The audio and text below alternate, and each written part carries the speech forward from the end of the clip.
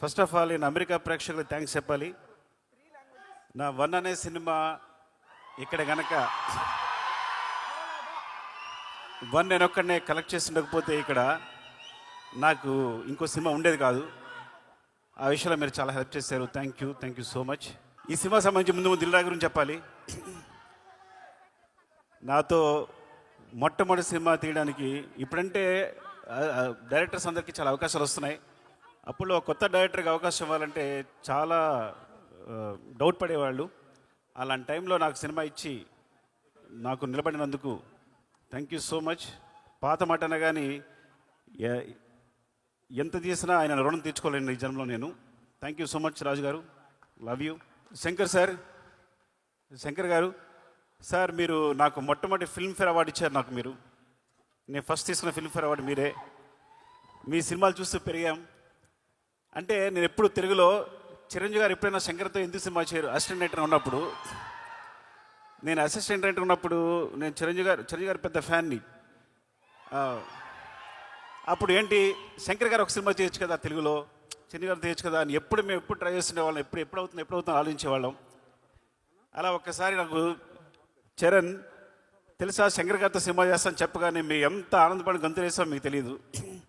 నాకు తెలిసి ఆ న్యూస్ మొట్టమొదటి నాకే చెప్పాడేమో చరణ్, నాకు తెలిసి.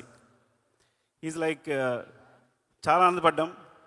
అండ్ థ్యాంక్ యూ సార్, ఈ సినిమా చేస్తున్నందుకు, తెలుగులో చేస్తున్నందుకు, ముఖ్యంగా చరణ్తో చేస్తున్నందుకు thank you so much sir. Suriya గారు, యాక్చువల్లీ మీ ఖుషికి నేను చాలా పెద్ద ఫ్యాన్. ముందు అంటే నేను పెద్దగా డైరెక్టర్, అసిస్టెంట్ డైరెక్టర్గా పెద్ద సినిమాలు చేయలేదు. రైటర్గా వచ్చి డైరెక్టర్గా అయిపోయాను.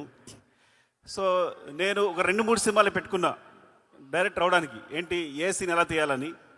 అందులో అప్పుడు సీడీలో మీ ఖుషి ఒకటి ముందుకి వెనక్కి వెళ్తూ ఉండేది, ఏ సీన్ ఎలా తీశారని చెప్పి. Thank you so much for teaching మీ. మా ఊరు అమ్మాయి అంజలి అండ్ ఈ సినిమాలు చాలా చాలా బాగా చేశారు. Thank you Thaman.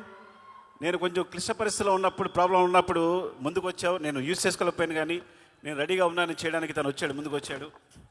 Thank you so much Thaman. And ఇంత మంచి మ్యూజిక్ ఇచ్చినందుకు, ఇంత మంచి సాంగ్స్ ఇచ్చినందుకు గేమ్ చేంజర్కి. ఎవరికీ తెలియదు, నేను ప్రతి హీరోని సినిమా చేసినప్పుడు చాలా ప్రేమిస్తాను.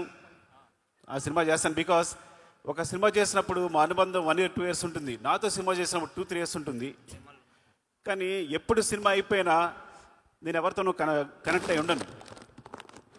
రంగస్థలం అయిపోయినా కూడా అనుబంధం అలాగే కొనసాగిన ఒకే hero Charan. He's my brother. I love him more than anything.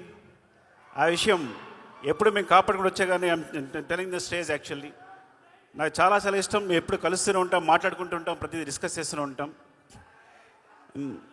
అన్నిటికన్నా ఇంపార్టెంట్, మీకు ఒక రహస్యం చెప్పాలి.